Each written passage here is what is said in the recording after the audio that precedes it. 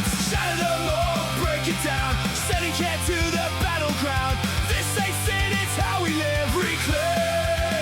Reclaim love we give. Thank you.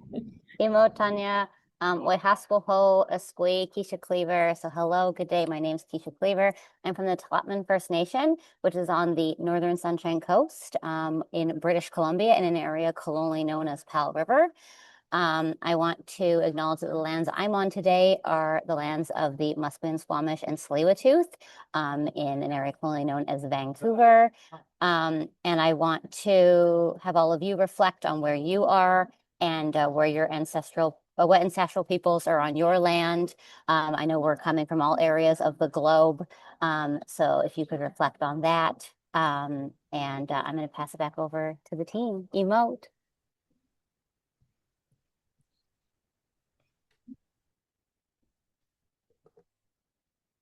Lauren, go ahead. Sorry, just Lauren's going to do an acknowledgement on behalf of Reclaim.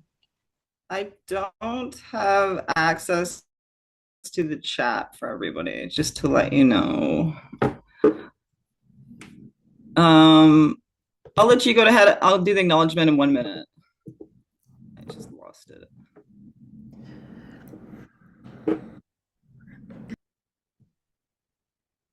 Sorry, you go ahead, Anjay. I'm gonna do the acknowledgement in 1 minute.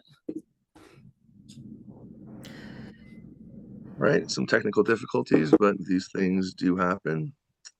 So welcome everyone. And thank you for joining us for Reclaim Collective Support Don't Punish 2026 webinar, Building Connection in Harm Reduction in Drug Policy Spaces. We're grateful to have participants joining us from different communities, sectors, and countries, all connected by a shared commitment to reducing harm, advancing dignity, and supporting people who use drugs. Before we begin, I want to acknowledge the incredible turnout for today's webinar. Seeing so many people join us from different communities, sectors, and experiences reminds us that there are countless individuals across the country and around the world who care deeply about harm reduction, health equity, and drug policy reform. At a time when many people are feeling isolated, discouraged, or divided, today's attendance is a powerful reminder that none of us are working in isolation. History has shown us that meaningful social change happens when people come together around a shared vision and common purpose. When we unite, support one another, and raise our voices collectively, that is when we become a force capable of creating real and lasting change. Many of us are working through an incredibly challenging moment. Across different regions, we're seeing funding cuts, service closures, increased stigma, political polarization, and growing pressure on harm reduction and drug policy reform initiatives, rather. As we gather under the banner of Support Don't Punish, it's worth remembering that this message extends beyond drug laws and criminalization. At its core, the campaign is a call to reject punitive responses and instead invest in care, dignity, health, and human connection. While many of us have witnessed the harms caused by the carceral system, law enforcement, and punitive drug policies, we should also be willing to reflect on how we treat one another within our own movements and organizations. Throughout my involvement in harm reduction and drug policy spaces, I've unfortunately seen instances of people facing exclusion, professional consequences, and difficult situations, not only from external systems, but sometimes from within the very communities working to create change. If we believe people deserve compassion, dignity, opportunities for growth, and responses grounded in care rather than punishment, then those principles should also guide how we engage with one another. If we are asking governments and institutions to move away from punishment and towards care, we should be willing to ask ourselves the same question. This doesn't mean avoiding accountability or difficult conversations. Rather, it means addressing challenges in ways that strengthen relationships, foster learning, and reflect the values we advocate for every day. When movements face external challenges, there can be a tendency to turn inward. We retreat into familiar spaces, surround ourselves with people who already agree with us, and spend less time engaging with those who may have different experiences, perspectives, or approaches. Yet meaningful change requires relationships that extend beyond our immediate circles. We need to engage across differences, navigate disagreement without causing unnecessary harm, and create spaces where accountability, curiosity, and respect can coexist. Like many people in this movement, I bring both lived and professional experience to this work. Looking back, there are certainly things I would do differently. but growth, learning, and adaptation are part of being human, and I believe that they should be central to this work. One of the most meaningful aspects has been the relationship I've built across different communities, countries, professions, and perspectives. These connections have challenged me, taught me, and reminded me that even when we disagree on approaches or priorities, we are often working towards shared goals. In many ways, that belief is at the heart of why Reclaim Collective came together. We wanted to create a space for honest dialogue, meaningful collaboration, openness to new ideas and ways of doing things, and accountability. Having difficult conversations, learning new ideas, or even reconsidering one's position in a conversation is not about compromising or abandoning one's values. Rather, it is about listening openly, engaging respectfully with different perspectives, and participating in constructive dialogue. It also means entering shared spaces with an assumption of good faith, creating the conditions for trust, mutual respect, and meaningful exchange. Today's conversation is not about having all the answers. It's about exploring how we can be more strategic, more connected, and more effective as a movement. The journey we'll take through this discussion reflects that idea. We'll begin by grounding ourselves in relationships, community, and wellness. We'll explore examples of emotional harm reduction and successful organizing, hear from frontline workers, people with lived and living experience, and researchers as we examine resilience, human rights, and the role of connecting and sustaining our work.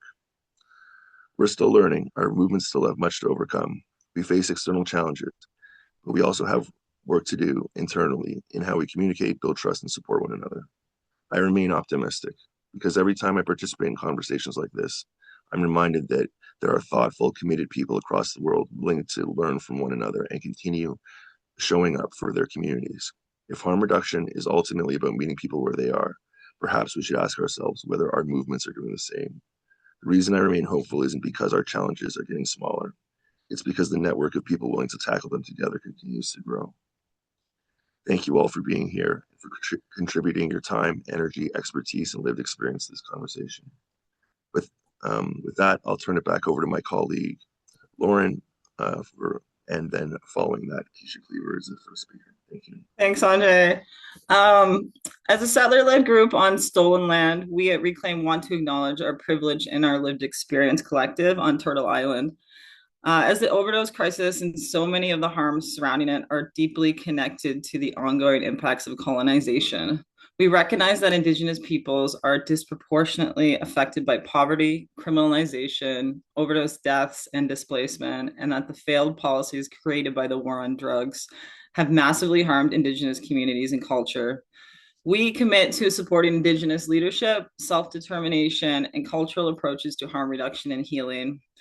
We believe any commitment must be shown through action, like meaningful partnerships, fairly compensating Indigenous contractors, mutual aid, amplifying Indigenous-led content initiatives, while continuing to advocate for safer, evidence-based drug policy.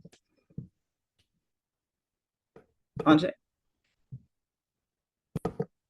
Yeah, with that, I'll introduce our first speaker, Keisha Cleaver.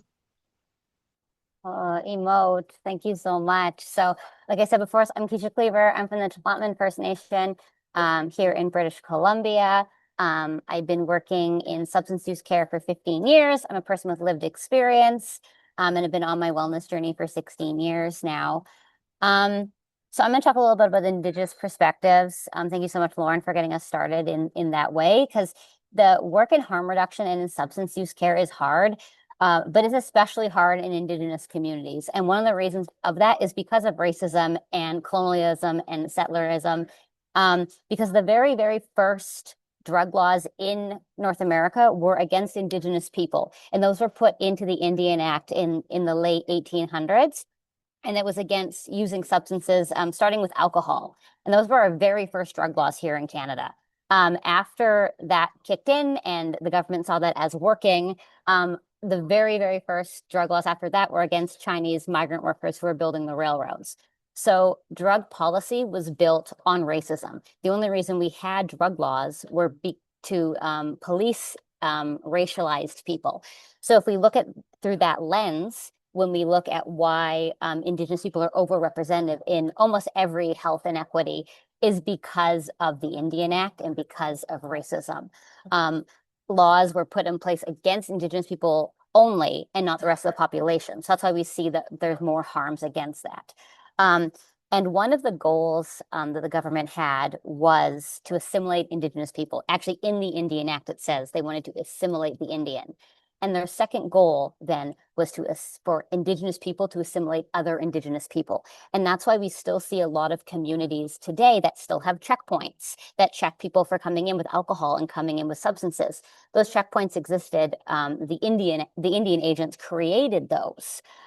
They weren't created by Indigenous people. The Indian agents would sit at those checkpoints and watch people coming and going from the reserve, because we had the pass system. So you had to get like a piece of paper so you could come and go off your reserve.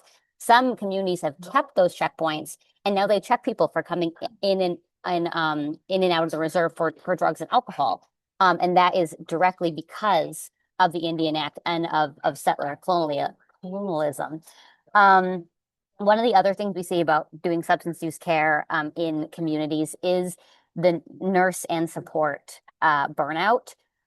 Just because sometimes in communities there's one nurse or there's one care aide or there's one person, and it can be really isolating and really lonely in these rural and remote communities where 4 hours down a logging road, and you have one care provider. So that can be really, really hard, and you can feel really alone. And I've done substance use care in almost all 203 First Nation communities in BC. And even coming in the community and being like, oh, you're the person who does substance use care. Like, this is the drug lady. We don't want the drug lady in our community. We don't want people here talking about drug use.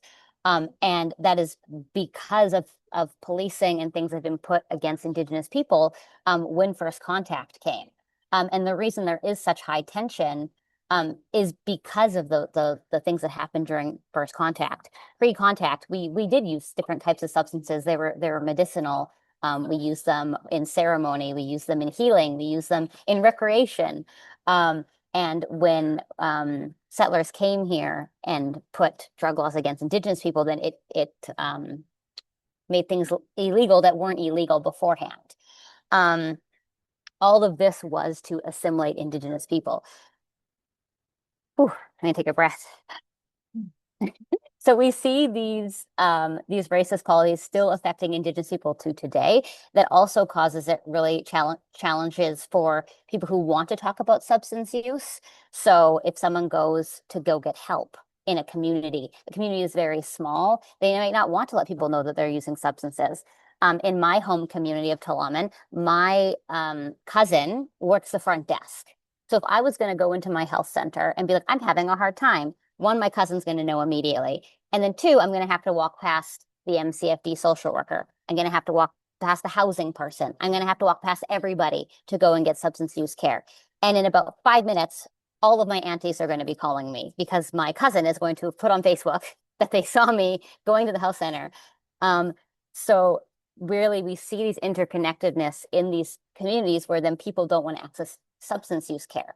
So in some communities in cities in BC, 100% of people who are passing away from the toxic drug crisis are Indigenous people because they're less likely to access services. There's also less services in rural and remote communities.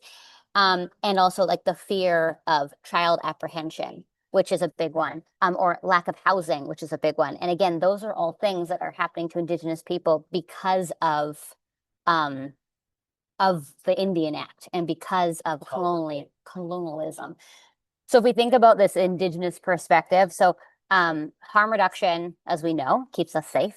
But if we think about Indigenous harm reduction, that's really embedding culture and tradition into traditional substance use care. So when I support communities and they're making like harm reduction bundles for like naloxone kits and pipes and syringes and all that stuff, including traditional medicines in there, including grounding objects like rocks or sticks or devil's club, salves, all of that, which is what we were doing pre-Western medicine to take care of ourselves. So being able to embed some of the culture into that.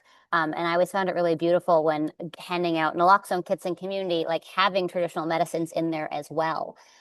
So people can still connect in the ways that we used to connect before, in ways that are keeping people safe, because naloxone saves lives and we need to have that in community, but it can be hand in hand.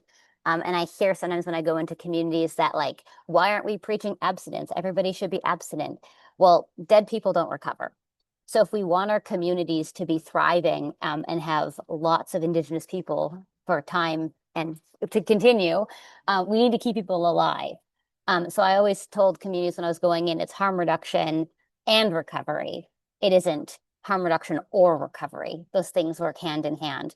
And the most important thing with working in First Nation communities is relationship building. Everything is relationship building. I've been in some meetings where sometimes we don't even get to the work because we're doing introductions for 3 hours. And really, if we're thinking about like how we can support people who are doing the work in Indigenous communities, it's that relationship building. It's learning people's names, learning what they do, sharing meals together, sharing stories together. I always loved like going into communities. And yes, I was there to do naloxone training, but sometimes I was like, I'd get there and an elder would be like, get in my boat. And I'd be like, okay, we're getting in the boat. And they would take me out and show me like their traditional lands and really about being able to create those relationships so that we can keep people alive, so we can keep our First Nations communities thriving for years and years to come. So I would just like I'll leave you on the note that even though things look really dark here for especially for Indigenous communities, like I said, some cities, 100% of people who are passing away from the toxic drug crisis are Indigenous, knowing that Indigenous people are really trying to take back their culture, their land, their stories, and Indigenous people know how they need to heal. And for our non-Indigenous ally healthcare workers and folks, knowing that Indigenous people know what to do. So walking alongside them and figuring out what works best for their community while keeping their members alive and safe and all of those things. But knowing that like us as Indigenous people, we know how to heal, we know how to raise our families, we know how to do all of the things that we did before the Indian Act and before colonization. And being able to get back to those traditional ways for Indigenous people is really going to save lives. And knowing that we can marry Western medicine to keep people alive with traditional ways. So I put my hands up to all of you for being here. Emote, thank you so much. And if there's any questions, I will take them at the end. Thank you so much, Keisha. Next, I'm Jen from Reclaim, co-founder in communications with Lauren. And next we're going to hear from Narcan Nathan Smitty. Take it away, fam. Hi, everyone. My name is Nathan Smitty. I just want to say thank you for allowing me to be here and to participate. It's a big honor to speak. I guess on behalf of the U.S. On this call. And I know they're going to put my bio up, but I'm going to tell you a little bit about the things that I've done over my time working in harm reduction. I started working in harm reduction in San Diego, California in 2019. I am now located in a small rural town known as Jellicoe, Tennessee. This is where I was born and raised. I went to California in 2018 for treatment, ended up staying and got heavily involved there in the harm reduction community, some policy work, nature. And today I'm going to be talking about like how I navigate relationships now within this field, what that used to look like for me, some of the experiences I've had in the field, good and bad, lessons learned, and the contrasting differences between doing this work in a city as opposed to doing it in rural America. I'm also going to speak about a few experiences, a few experiences, or maybe one experience I had working on an Indigenous grant. That was a lesson learned for me. And then also doing cross-border work in Mexico as well. And so when I got started, I would say for the first few years, I guess you could say I was a purist, and it was more so that if you weren't from this space, like I wouldn't mess with you. And then as I went along, I kind of learned that there were some times that I had to take chances in this space. And I remember I got a message from a guy that he lived in Rosarito and he wanted to do work in Mexico. And I said, well, I just said, let's do it. I'd never met this guy. And, I took a really big risk doing this for several reasons. Um, and long story short, the next thing I know, we had gotten a lock zone into 3 cities in Mexico. We had covered every hospital in these cities. We had the bomberos, or the firefighters, with the lock zone. We had the Red Cross with the lock zone. And we done a lot of really good work that I'd just done with a stranger. Um, and for those of you that don't know, naloxone is considered a psychoactive substance in Mexico. It's considered, I guess, a Schedule One substance. Um, and one of the lessons that I learned in that too is that oh, hello, Cliff. One of the lessons learned there, one time when someone was taking a cross, they got stopped, and the person taking a cross was a citizen of Mexico and was born and raised there and had dual citizenship, and I learned that sometimes, my taking from this was that sometimes our own people harm us, unfortunately, and that's been an experience that I've had several times in this space, and I think that's so, sometimes it happens. We have to process it and move on from it. And count our losses and count our victories too. And that's, you know, uh, that was a one-time thing that happened. It's never happened since then. But unfortunately, that was, the risk versus the reward there. Um, and I also had seen in San Diego, I've seen orgs get super let's say hungry. And there's nothing wrong with being hungry and want to do this work, but I've also seen orgs grow beyond their means, grow beyond their capacity of what they can do. And I've seen that put orgs in the ground before. And I think we know what happens when that's the end result. Our people are harmed, we're harmed, there's trauma all around, and someone has to pick up the pieces. And this work is too hard to do without shooting ourselves in our own foot. Um, and so we also did a lot of good, though. So people think that San Diego, I guess I'm assuming it's in California. I think people think that um, just because you're in California that you can just, everything's willy-nilly, you can do whatever you want.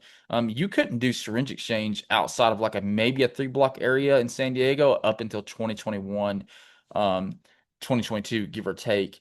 And once that happened, we kind of realized that there was a lot of area to cover. And I think we had 7 or 8 employees, roughly 9 employees, um, at the time. And so we developed a system for people outside of our normal outreach hours.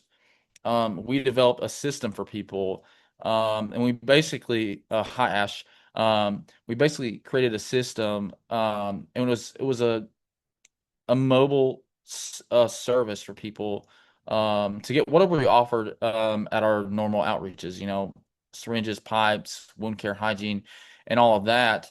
Um, and we were going all over the county with that. Like usually when we left, where there was outreach or the office, that was the last thing we did. And we each had several parts of the county to cover, but we were getting to people that had never been served before by doing that. Now I know like people are gonna say now, I understand when people are unhoused that a lot of times their phones get stolen, or they lose them or whatever happens with them. And I understand that too. Hi, Mark.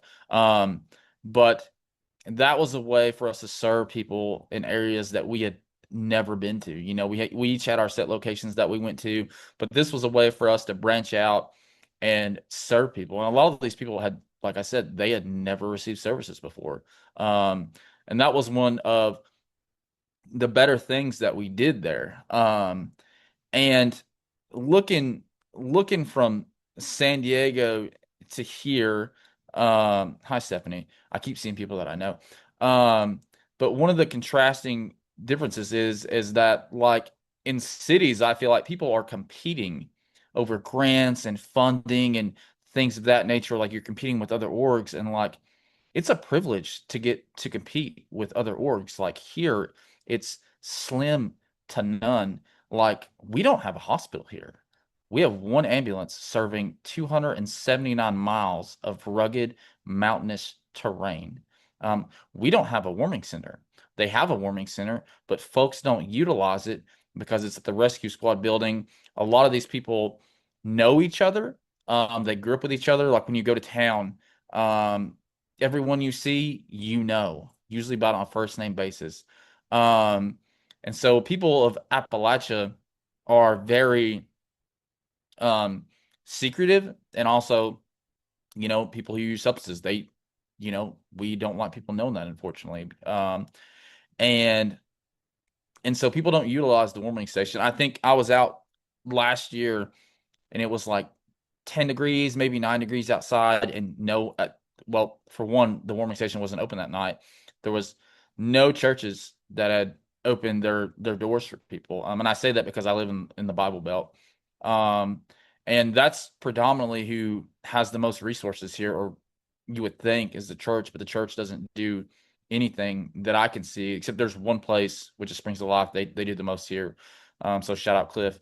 Um, and so it's really difficult to navigate all that, and things have been the same here as long as I've lived here. Like nothing's changed. Like other than what I started doing, like I've been mailing naloxone here for probably 3 or 4 years ago is when I started.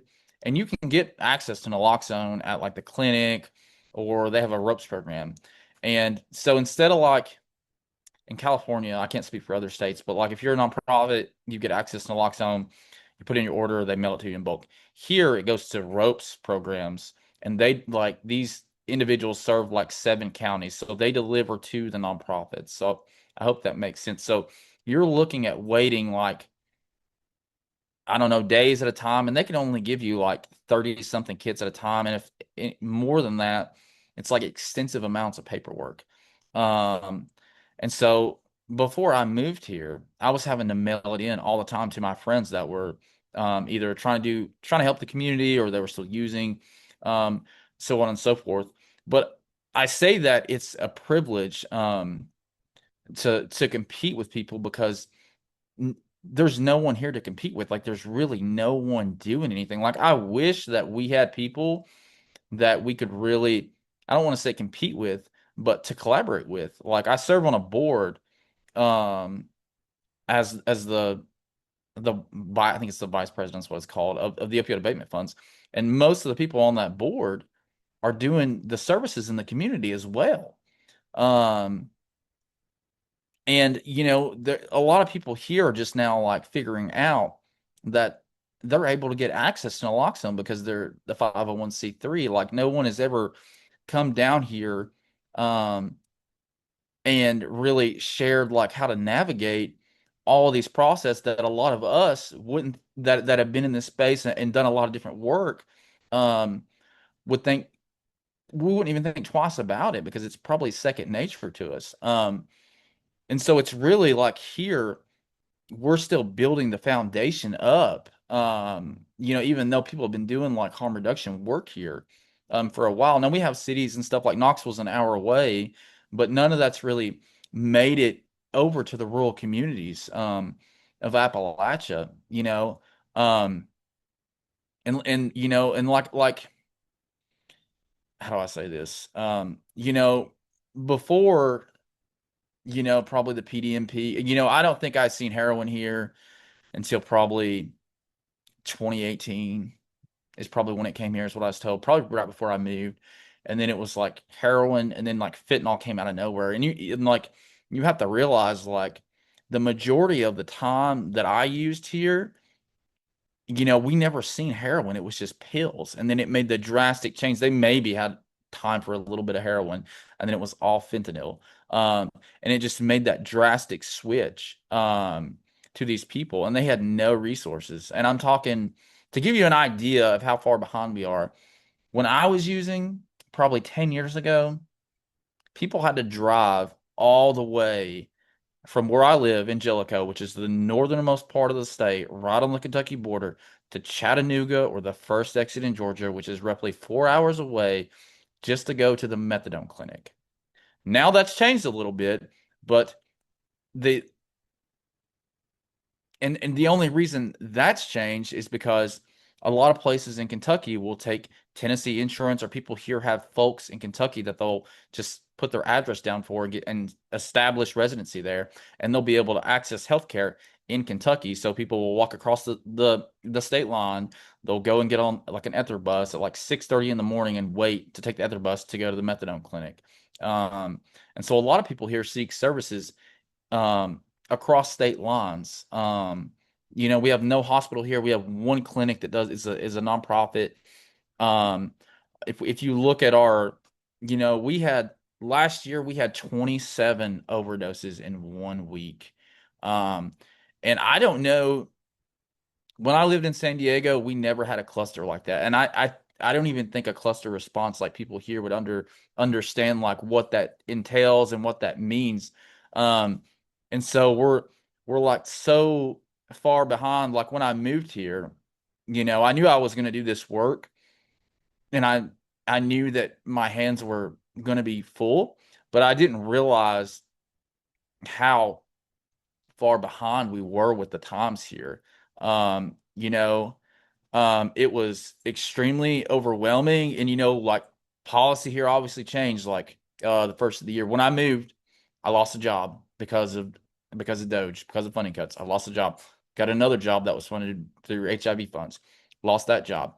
Literally had to go to work at McDonald's because I could not get a job. And that's fine with me. But what I realized um through being home and through really like looking at my roots and my culture and like the people of Appalachia is, for one, like my ancestors were outlaws. They, um, and the modern day labor movement started here. Our people fought the federal government over wages at the coal mine. I can remember my mama telling me that they were owned by the mines. What's that? Oh, okay.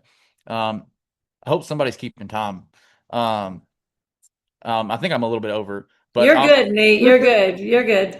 okay. I'm gonna finish up really quick with this. So I had all these things coming at me, losing jobs and trying to figure things out, trying to source everything because I was literally starting over. But I realized who my people were, what we had been through.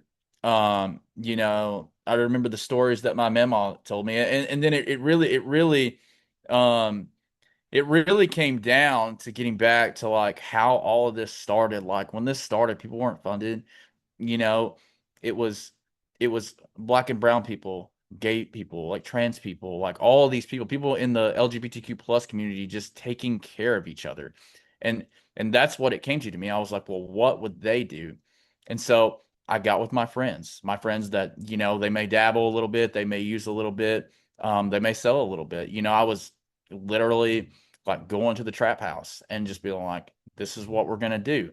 And here, like no one wants to see like some outreach van like with a big sign on it.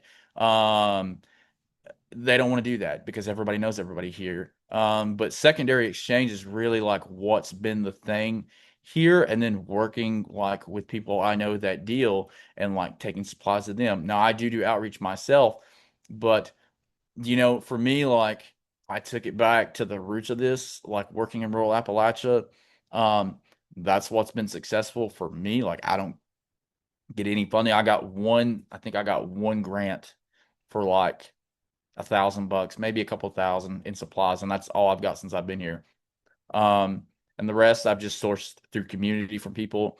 Um, and really just focusing on like how this started and what my predecessors did and what my ancestors did, and really like holding on to that. Um, and that's what's got me through here because, for the most part, there's no one here, no one's coming to save us here. And that's what's gotten me through the last like really tough year of being here. I'm going to end that because I know I'm over. I did not think I would speak that long, to be honest with you.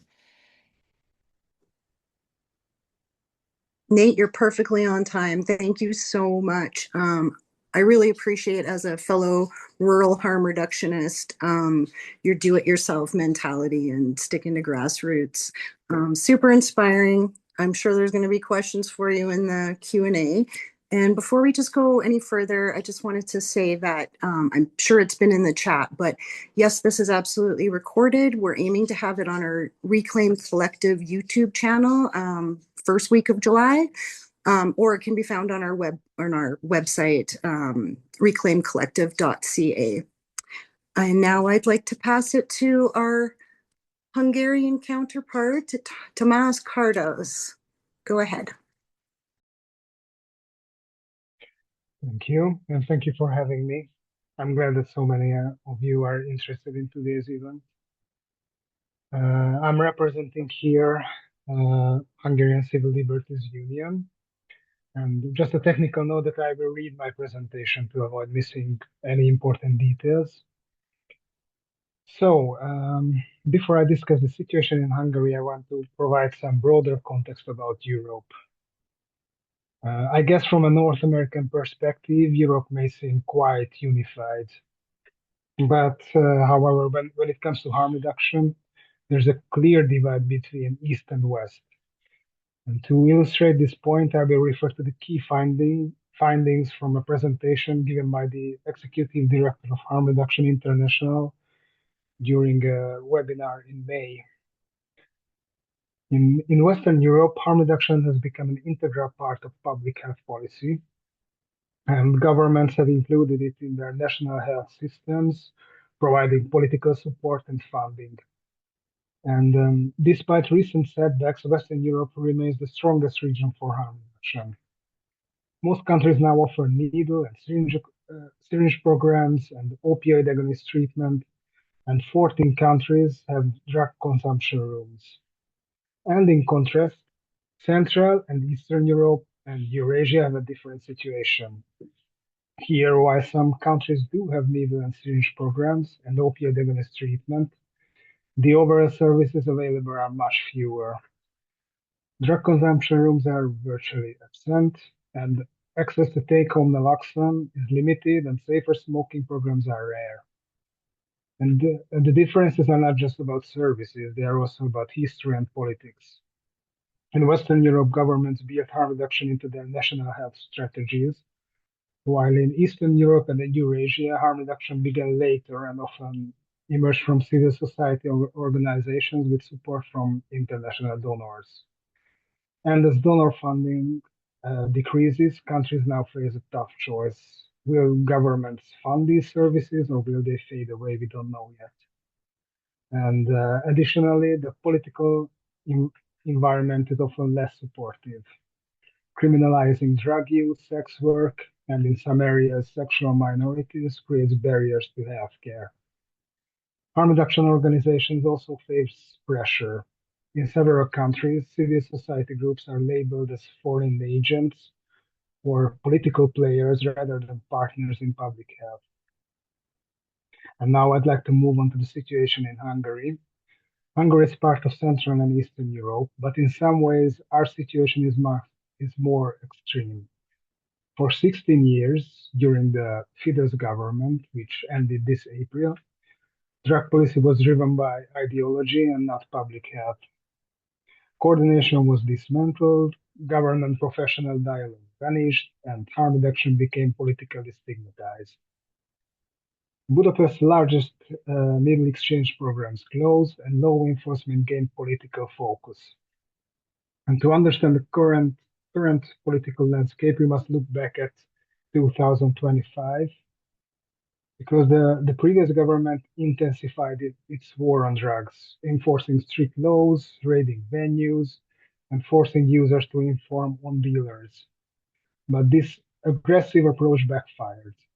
It deeply alienated young voters, driving a massive political shift. By April 2026, a resounding two-thirds majority voted for systematic change. And the new government took office in May, immediately launching critical reforms to restore democracy and international ties. Some of the key actions include EU integration, frozen EU funds are being released, and student exchange scholarships have been restored.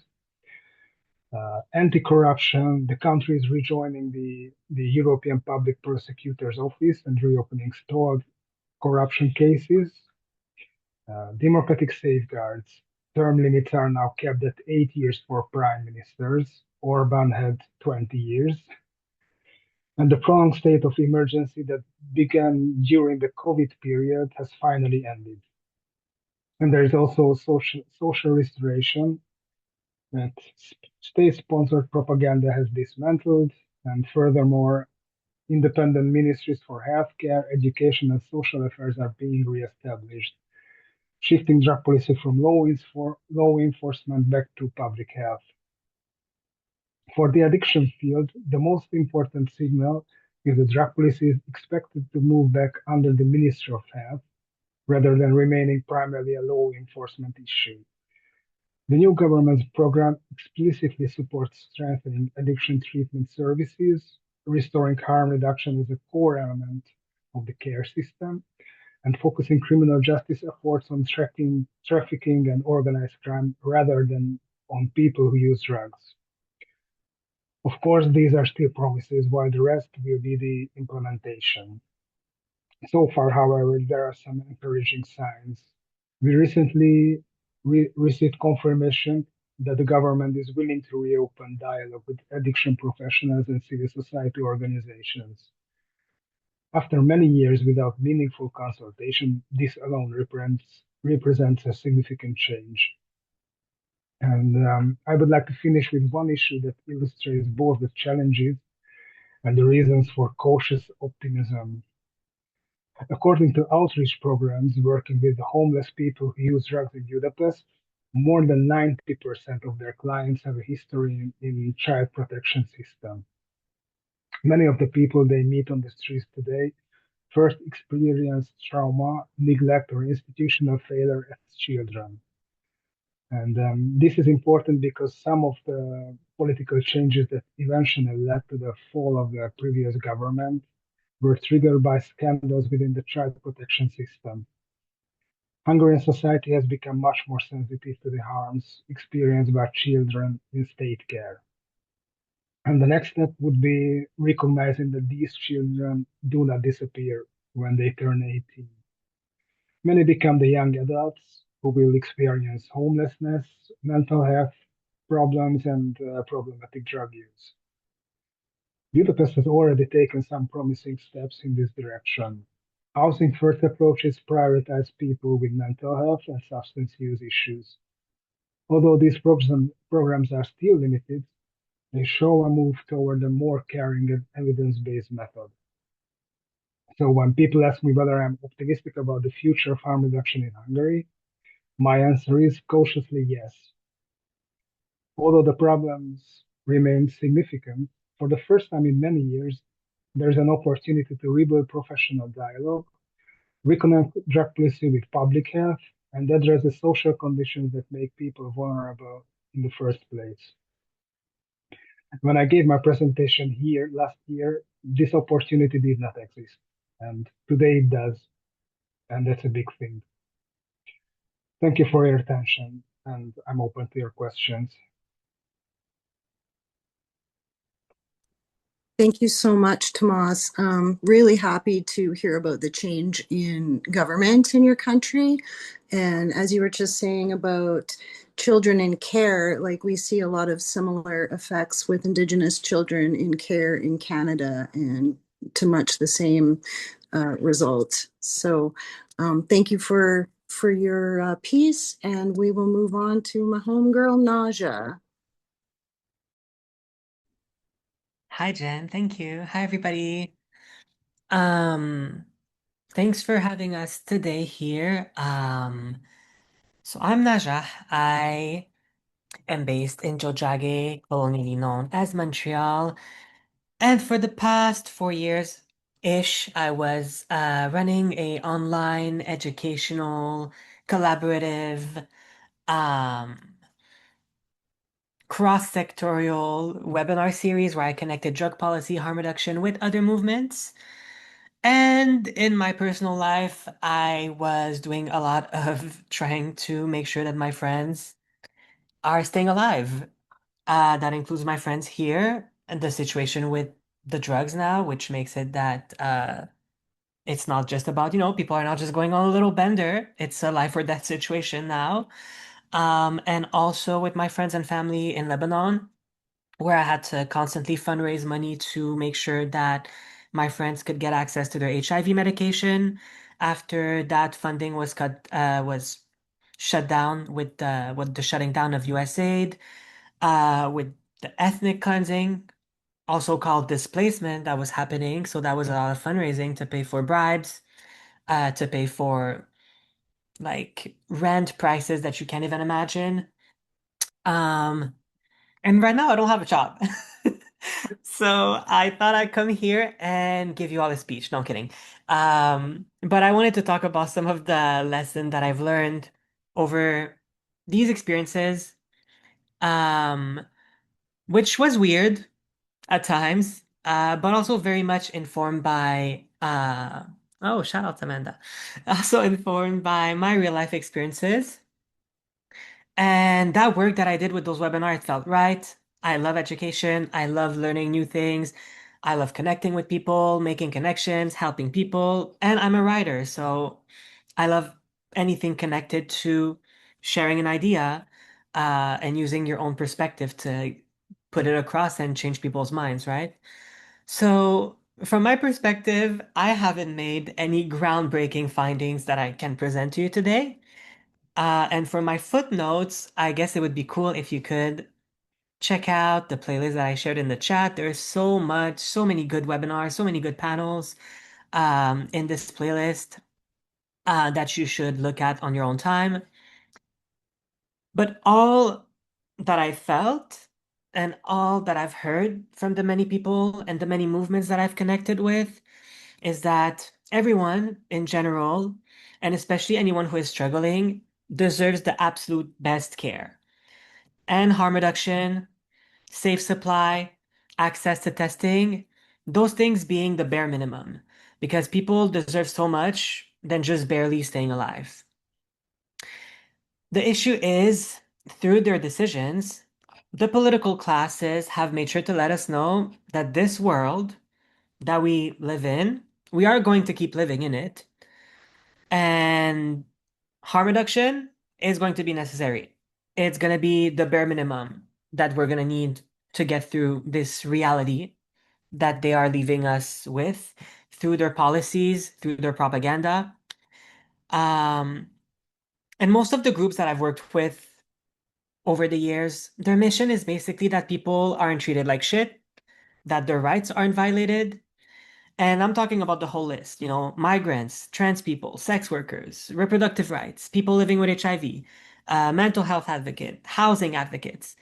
Um, it's not like these groups are advocating or providing resources to these different siloed groups of people who don't interact with each other.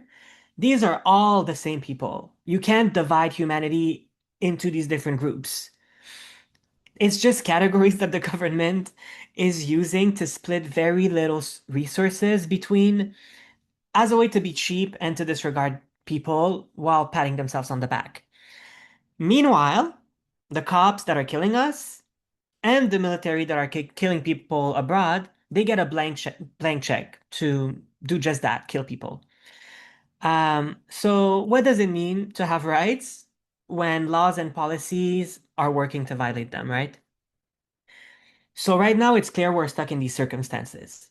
So either, um, like Nate was talking about, we react to what is immediately happening in front of us, or we act like we're living in some form of utopia.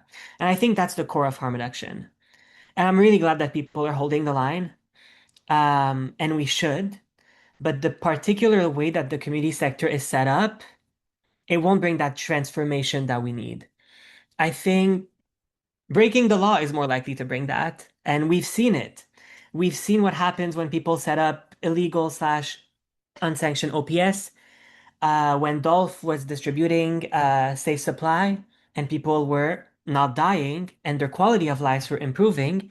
And here in Montreal, now we have a group called the Robin des Ruelles that are stealing from big chain grocery stores and redistributing the food to poor communities. Um, and all that to say, and all this related to my work connecting with different movements, is that I really do believe that building consciousness is way more important than people are giving it credit. I think we can see what kind of society our current education system is leaving us with. I'm talking in North America, the way that our literacy rates are set up, the way that indigenous languages are not even being considered, not even less protected. And the fact that we're constantly talking about unlearning, unlearning, but unlearning what and where did we get that information from, right?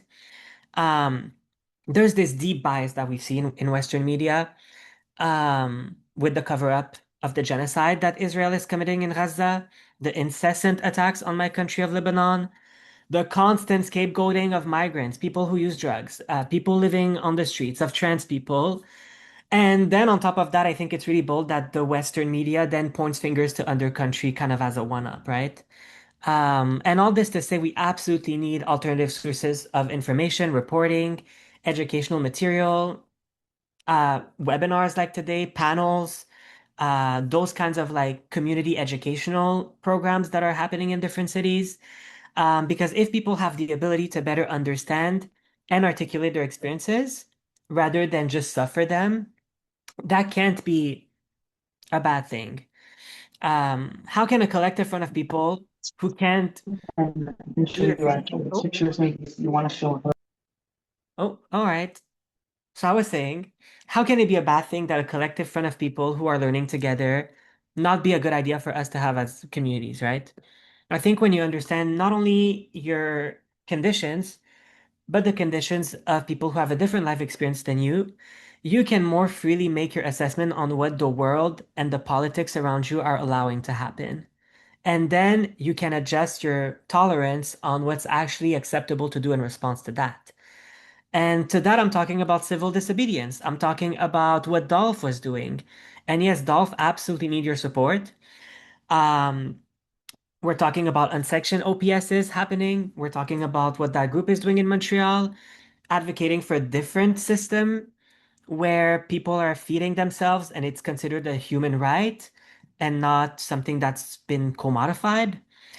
And we're talking about harm reduction being everywhere. Restaurants, bars, stores. If you're in a big city, and you have a community center or a safe consumption site across the street, that's just a place that you can start. Um, and it's crazy to me when people have strong feelings about being around homeless people because honestly, homeless people do not want to be around you for their safety because people treat them like shit every day, all day long. And the government gives us nothing that is even appropriate to combat the scale of the crisis that they have created. At this point in my life, so most people I know honestly have experienced forms of homelessness, and it's just getting harder and harder.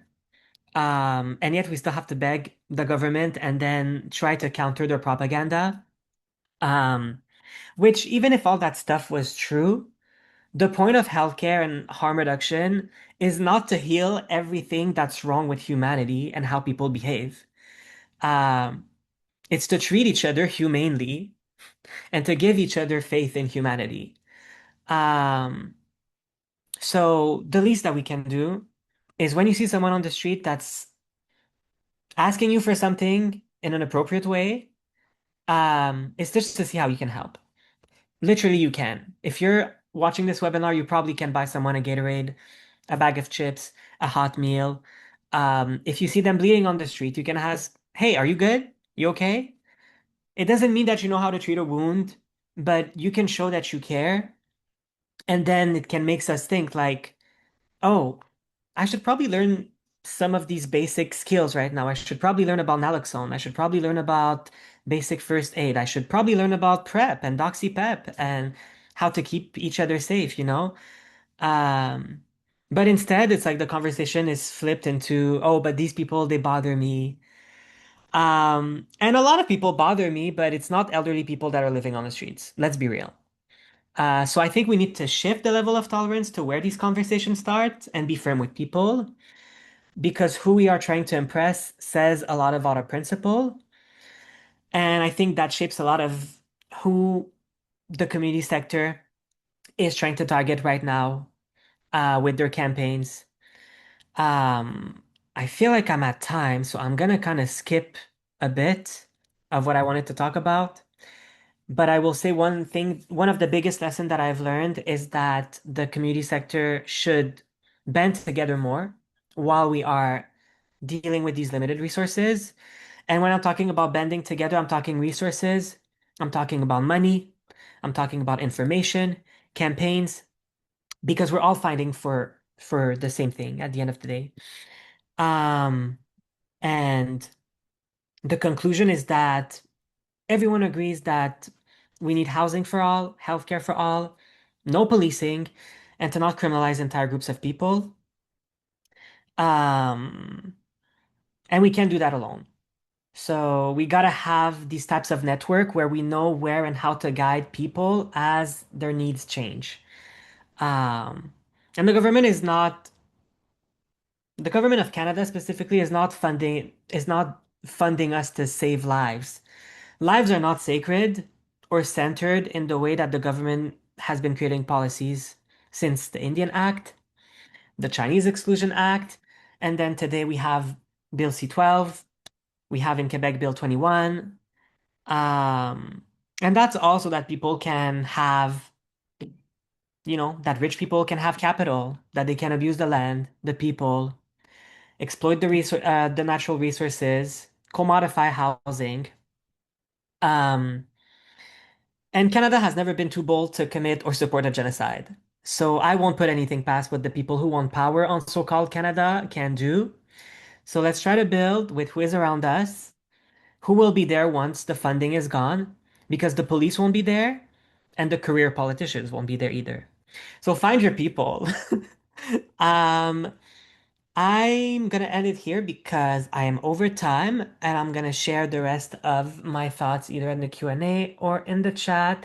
But thank you everyone for coming to these types of event and being open to listening to us and receiving, this kind of education. I think that says a lot about how we're trying to move forward. So thank you. So much yes to all of what you just said, Naja. That was amazing. I'll just say through the past few years of getting to know Naja, she is a true community carer and coalition builder, and we're honored to have you here. Thanks, buddy. Last but not least, we have Corey Ranger, who's going to talk to us about emotional harm reduction and how we show up within our movement and for others. Go ahead, Corey. Oh, geez. Thank you so much. Hoping everybody can hear me okay. My name is Corey Ranger. I use he, him pronouns. I'm a registered nurse. And before I move any further, I would like to acknowledge that today I'm joining you from the traditional unceded territory of the Lekwungen speaking people and those of the Songhees and Esquimalt people and the Kosapsan family in what is colonially referred to as Victoria. And I'm an uninvited settler who lives on unceded Cowichan tribe territory. And I think it's really important to start off with that. I carry an immense amount of privilege in my personal life and my professional life. I don't profess to be a person with lived experience, and I'm very aware of my positionality. I also want to thank Reclaim Collective for putting this on. Even just I'm still kind of like starstruck by Naja's talk and how amazing that was, and thinking about the way that we share resources and this beautiful organic way that this event unfolded with Andre and Jen and Tanya and everybody reaching out and just saying, do you want to do something together? I've got a Zoom account, you've got this, and just pooling together those resources so that we can come together and have an opportunity to speak with you all today. Like I said, my name's Corey. I'm a registered nurse. I'm also the president of the Harm Reduction Nurses Association, and I'm the North American representative for the International Drug Policy Consortium. I do work in prescribed alternatives, otherwise known as prescribed safer supply in BC, and dabble in all kinds of fun activities like this. I want to just I'm gonna hopefully shift us towards a place that feels hopeful and enthusiastic, and we can do this. That is the theme of this event. That is the underpinning driver in the theme for Support Don't Punish this year. But I'm going to start off just by naming the policy regression that we're all experiencing, and that so many of us are feeling the burden of right now in real time. Here in so-called Canada, we've seen policy regression in nearly every jurisdiction. We've seen the end of funding to harm reduction and safer supply programs at the federal level. We've seen the scaling up of involuntary drug treatment as a frontline policy option to address the ongoing public health emergency of drug poisonings. We've seen the closures of consumption and treatment services or consumption sites in Ontario, in Saskatchewan. We've seen the end of decriminalization in BC, and that this is just in Canada that I'm talking about. And I know that there are many others out there who are experiencing similar regressive periods. And simultaneously, Canada's ongoing toxic, unregulated drug poisoning emergency has actually never been worse. Although the numbers of people dying on a monthly basis has gone down empirically over the last little bit, the actual drug supply has never been more volatile, and we're seeing the both fatal and non-fatal impacts play out on our streets. We know for a fact that because of the animal tranquilizers, the medetomidine, the xylazine, the benzodiazepines, and the different fentanyl analogs are producing such a synergistic and problematic effect on the people that we care about, that here in BC, a recent study showed that experiencing toxic drug events increased your likelihood of having a permanent brain injury by 19.5 times. And so there's just so much irreparable harm, whether that's people passing away, or whether that's other forms of permanent injury and harm. And so there's so much grief. There's so much grief, and that grief is coming from loss of the people that we care about, and loss of our neighbors and our community members and our colleagues and our family members. And we're also experiencing grief from the loss of programs and services, grief from the loss of funding, grief from the loss of hope a lot of times. And so many of us are walking around with an exceptional amount of moral distress, where you feel like the work that you're doing is not enough, that it is a band-aid for what is a much larger systems-induced problem, for when you feel like the policies at the place that you work with are no longer in alignment with your values. And that moral distress is a tremendous risk for moral injury. Many of us carry what is called moral residue, which is just something that stays with you. It's the distress that stays with you, and that's an awful experience. And I'm not here to talk about emotional harm reduction in the sense that, hey, everybody, I've got this new thing that you should all do, and buy my book. Quite the opposite. I've burnt out terribly in this work, probably more than once, but at least one time in spectacular fashion.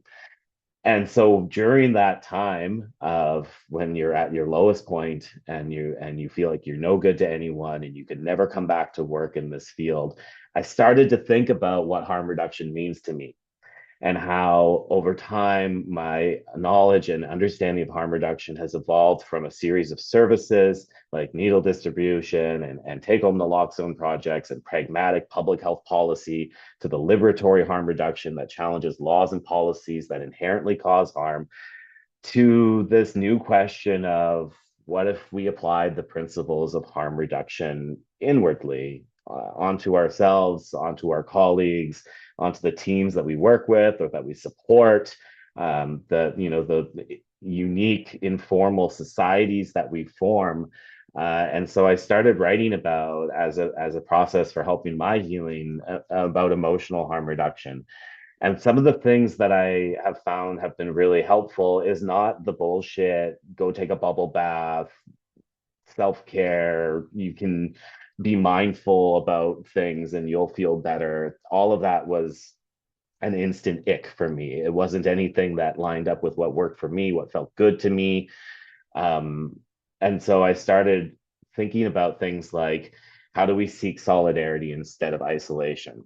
Who can I talk to who understands this work that isn't my family and isn't going to cause harm to the people who are close to me, because I have to explain all the things that are happening to me and why it's so bad and why they should care about it. I started to think about, how do we celebrate small wins when everything feels like a tremendous loss?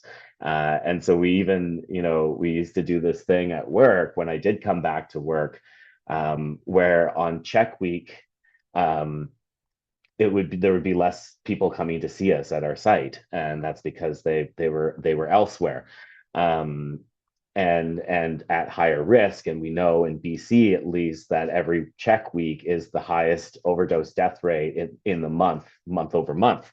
And so when people would come in to see us on check week, we would clap them in and we would just thank them so much for coming in to seeing us and to choose us during this week where we know that they've got other things to do and other people to see.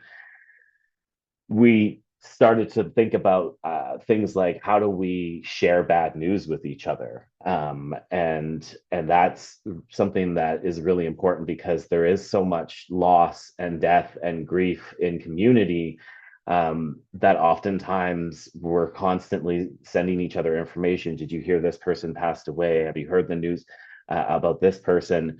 And if you're just starting your day out at work and you're already feeling pretty low, that can be a devastating thing to hear. And so started looking at, how do we implement policies that support staff to seek consent before sharing potentially upsetting information? How do we look inwardly at our own organizations and our own policies and see where we may be inadvertently causing harm? Are we sharing power fairly? Are we walking the walk with the principles of nothing about us without us? And throughout all of this, I've been able to kind of come up with a little bit of a cheat sheet for myself of things that to me feel like the practice of applying harm reduction inward.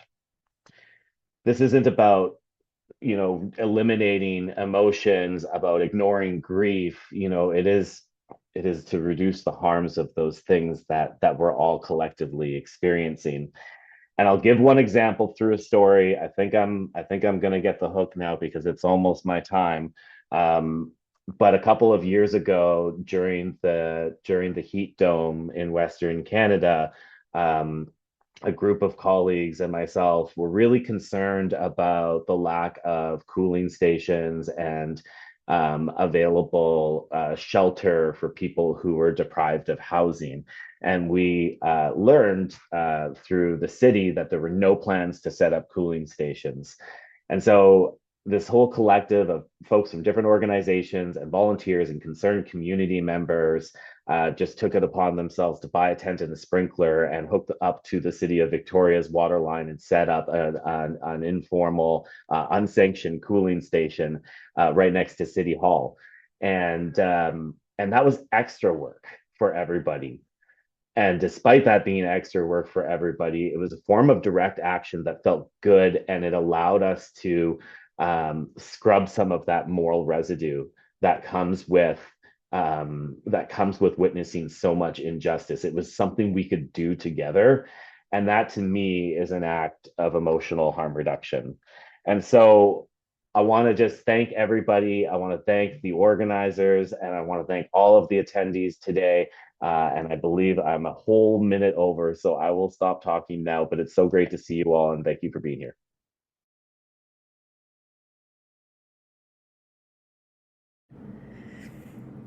Awesome. Thank you, Corey. And thank you, everyone. We can jump into questions now. I don't know why my camera is not working. There we go.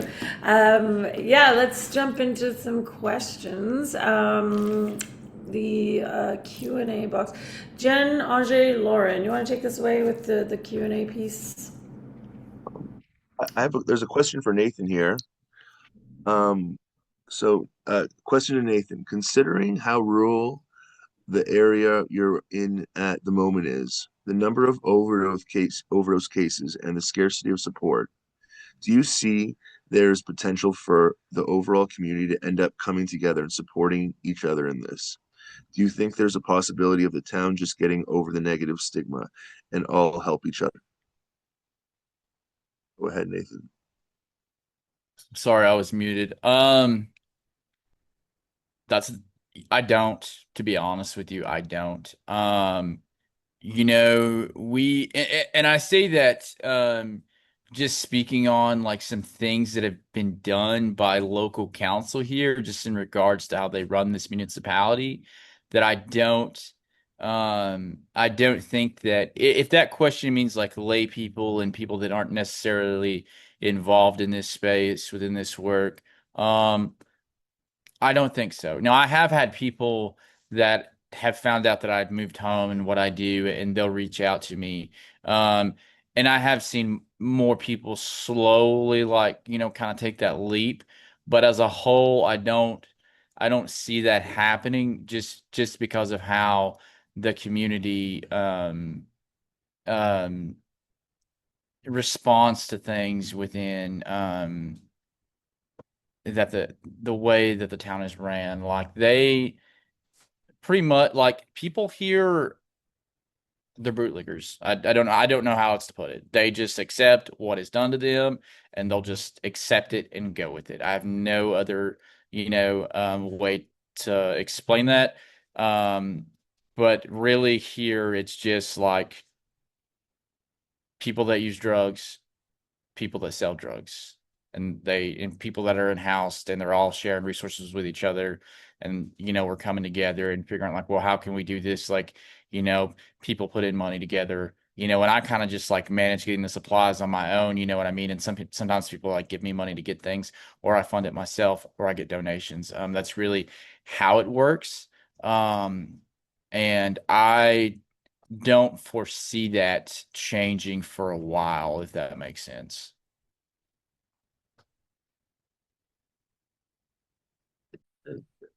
Thanks, Nathan.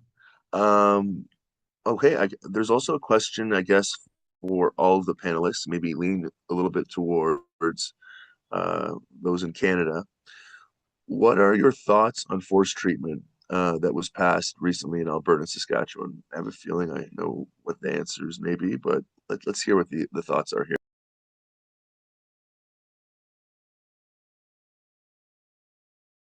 Feel free to jump in, anyone.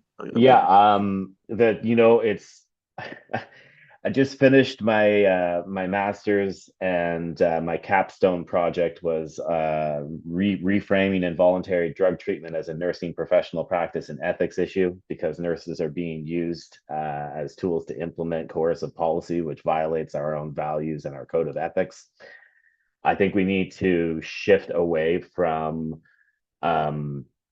really oversimplistic framings of it doesn't work.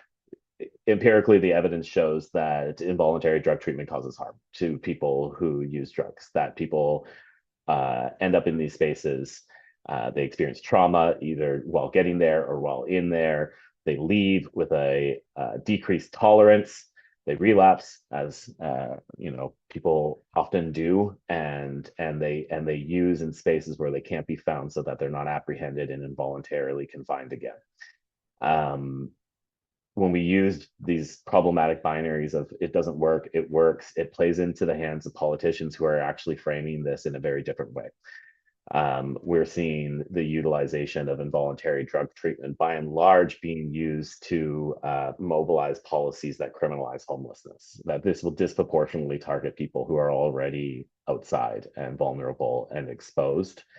And so, yeah, I feel very strongly about involuntary drug treatment. And if you'd like, I can put a link to a webinar we did at the Harm Reduction Nurses Association, where we spent a whole 2.5 hours going through evidence, policy framings, media representations, nursing history of, but the TLDR is I give it two thumbs way down. And I'll jump on the back of that from like an Indigenous perspective is Indigenous people have been involuntary told to do a lot of things for a very long time. So residential schools, the reservation system, the pass system, Indian hospitals, which I don't think Indian hospitals gets talked about enough. I feel like a residential school gets talked about a lot, but we don't talk about the Indian hospitals and the crazy experimental treatment that were done on Indigenous people and forced sterilization. And like, that's how we figured out like what vaccines were safe and weren't, was like using Indigenous people and just injecting them with stuff. So definitely from like an Indigenous lens here in Canada, we know that forcing people to go anywhere doesn't work.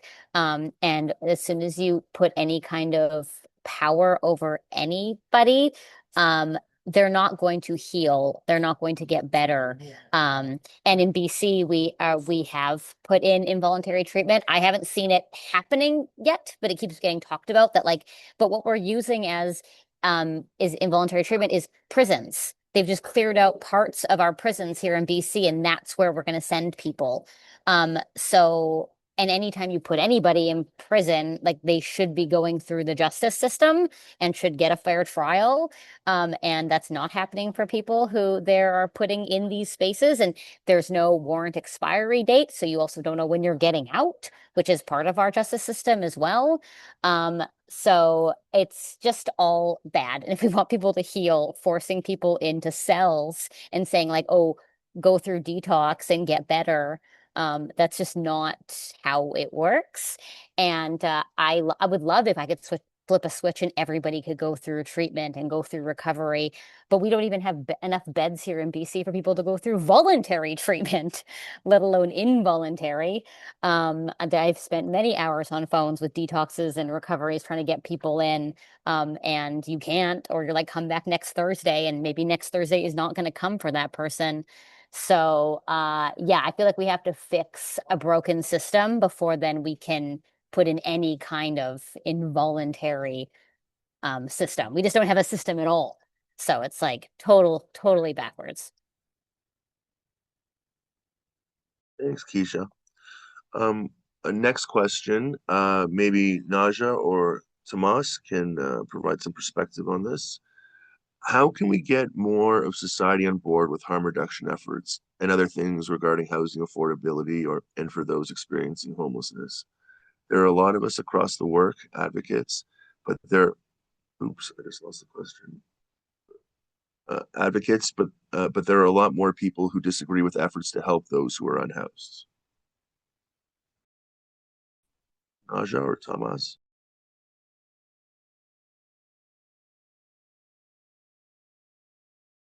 Or if anyone else has thoughts. I mean, I can jump in. Um, I think first is the first step is to not present these issues as being something that is far away from what is affecting those people, that we have more in common with people that are struggling than people that are in power. Um, and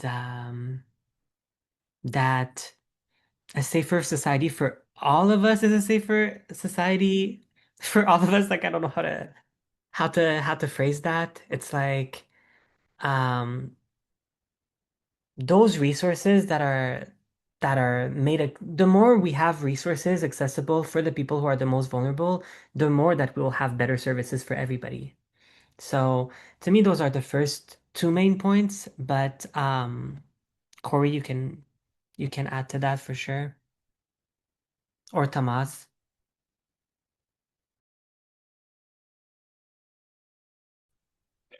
Well, what we tried once is to talk to people on the streets.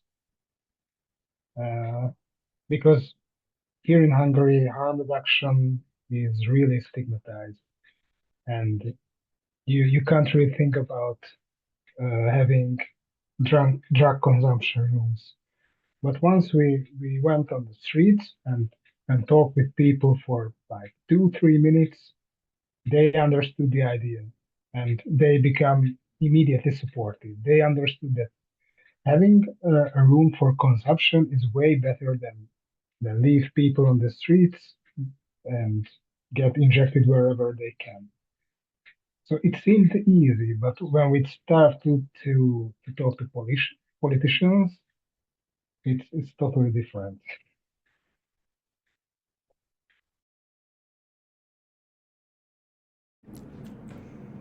Thanks, I was Tomas. Go ahead, hoping Corey. to jump in here just with a couple of thoughts. This is a really important subject, and I think like we've had to pivot and learn that just saying things like that's not what the evidence tells us, and that this is what's evidence based, and this is not what's evidence based has fallen on hard times. That it's not the most effective strategy, and so I think being able to, on an individual level, find common ground with someone. So, like the concept of safety is always coming up. Oh, public safety, public safety. And so, instead of resisting that outright, leaning into it and saying, "Yeah, I want everyone to be safe too. I feel really bad when I see people outside struggling and unconscious for hours at a time. That makes me feel uncomfortable too. Now, let's shift and talk about what we can do to make sure everyone can be safe. Let's find out what could happen if everybody had a home, and to try to lean into that kind of resistance and that distress, which is often misplaced but very real to the people who are expressing it. And then the last thing I wanted to say is like, and this is piggybacking off of something that Naja said before, but solidarity across movements.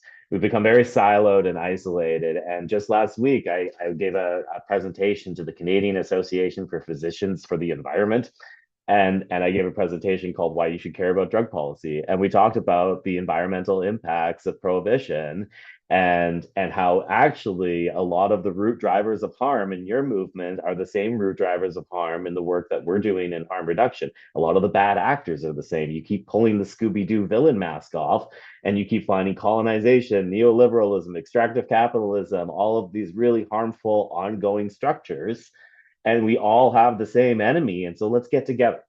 And I'm going to show up for your thing, and hopefully you show up for my thing. And then we've actually got a bigger movement and a louder voice and more people that care. And that's the only thing that's going to make the policymakers change. That's so in line with kind of what I was thinking about during the piece that I said. Just there's so much commonality between all these movements, and like you said, the bad actors tend to be the same bad actors. I think we have time for one more question, and then we'll go to the closing. Is that Yeah, okay, and then Tanya? sorry, before right after this next question, if Rebecca's still on, I'd just like to have her join in for a minute or two to discuss the Substance Use Health That's Network possible. community practice. Thank you. Yeah, Corey, if that's possible to add Rebecca for a moment after this. So last question for everyone, I guess. Are there any topics, service models, that or other examples that you or other things that you feel are in need of more concerted academic research?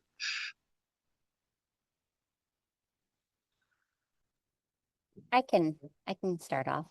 So I will say a lot of Indigenous-based research isn't ever done by Indigenous people. A lot of people, especially if we think about the downtown east side is one of the most researched populations in the world. And a lot of that research that's done about Indigenous people doesn't ever have Indigenous people involved or Indigenous consultation. So for me, like Indigenous research needs to be done by Indigenous researchers, or you have people involved who are Indigenous who can support with making your questions and working through your processes and can be there and can be part of that. And I feel like a lot of like Indigenous ways of knowing and being and learning and everything's always in gray literature and isn't ever like published or peer reviewed. So like for me and my work, more Indigenous people doing research on Indigenous ways of being and how we did things and how we want things done, and can show like Indigenous joy is so important because I think a lot of research done about, especially with the toxic drug crisis, always comes back to like, oh, these poor Indigenous people who can't take care of themselves and who can't raise their own babies and all that stuff. And it's always seen from like a deficit-based model and never seen from any kind of strengths and how we did things from time immemorial and how we actually are good parents and we do have joy and tradition and all these things that we took care of ourselves with. And that never is the focus. And I think that really could change how we see drug policy as well if we see like how Indigenous people show up for themselves and for others, and really can see like there is a way out of this darkness for Indigenous people, but we need to be involved in that. So then nothing about us without us, I say all the time in like drug policy, but also like it needs to be done for Indigenous people too. We need to be involved in it and consulted in it and driving it, and all that. I can, harp on that forever. So Amazing. Thank you so much, Kisha. We do have just a few moments. If Rebecca Penn, are you still with us? And if so, could you just speak for a minute or two on the Substance Use Health Network, specifically community of practice that we've been co-facilitating for a while now? And is Rebecca able to just pop in, Corey? Do you have to give access? Is that possible? Well, I don't have hosting powers anymore. That's in your hands, Andre. Oh, okay. So how do I, do you know how I let someone join? I have no idea. Gotta go on the attendee list and then maybe like click. Oh, right. Go ahead, Andre. You can just What do I do? Sorry. So you're gonna go on. And hit on Rebecca's name? Yeah. Okay, 1 second.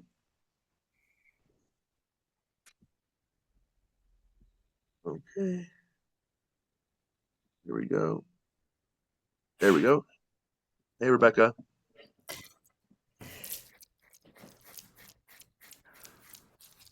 I'm on a different computer than usual. There we go. Okay, great. You can hear me. Yes. Thanks so much for you join in and share a little bit about the Substance Use Health Network. Reclaim has done another fantastic webinar here and a fantastic job bringing us all together. And I'm so pleased that the Reclaim team has been a driving force behind the Substance Use Health Network.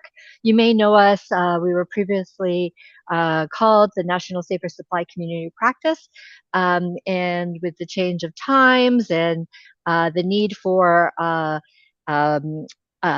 evidence-based continuum of care that respects the needs, wants, goals of people who use drugs, we've become the Substance Use Health Network. We've got over 2,000 people. That includes people with lived and living experience, policymakers, healthcare providers, researchers, and social service providers, like all kinds of people. So if you're interested in joining us, we'd love to see you. You can go to our website. I'll just put some links in the chat. Also want to invite you to our Thursday drop-in meeting. Tanya and Anjay have been facilitating that meeting for the past year, and they've got some great stuff coming up at that meeting. It's every Thursday at noon, that's Eastern time. And the Zoom link is good for every week, and we'd love to have you join us. Thanks so much. And this webinar, I'm sure others will agree, I get to say it because I got the little microphone for the moment, but well done, team. It really does help me feel connected, motivated. I was at a workshop earlier today about hope, and yeah, really feel that these connections are what fuel my hope. So thank you. Thank you, Rebecca. Thank you so much. Yes, the link is in the chat for this community practice. And tomorrow's topic is actually going to be debriefing today's webinar discussion. So please join us if you can tomorrow, 12 p.m. EST. I think we're right at 5:30. Ange, Jen, Lauren, if nothing else, we were going to do The survey. The survey. Thank you, Ange. Yeah, go ahead.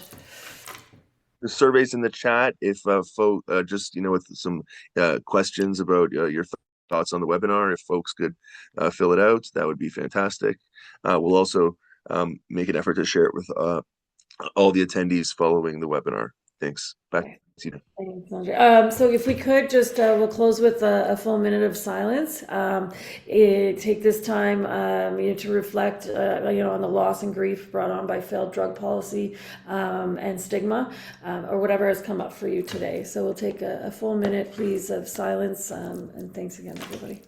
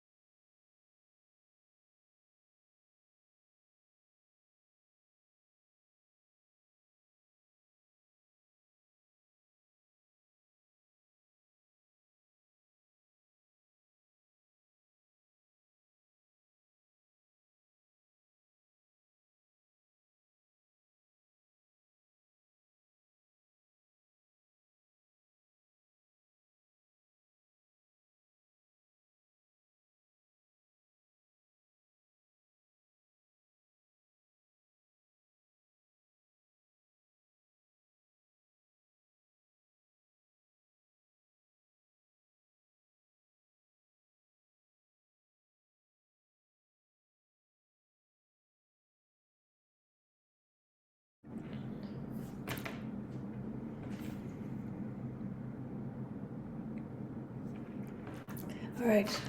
Thanks so much, everyone. Thank you for joining us. If folks, panelists, want to stay just for a few minutes after, that'd be great. If you have to go, totally okay as well. Thank you, everyone, joining us, and hope to see you all again soon. Joining, folks.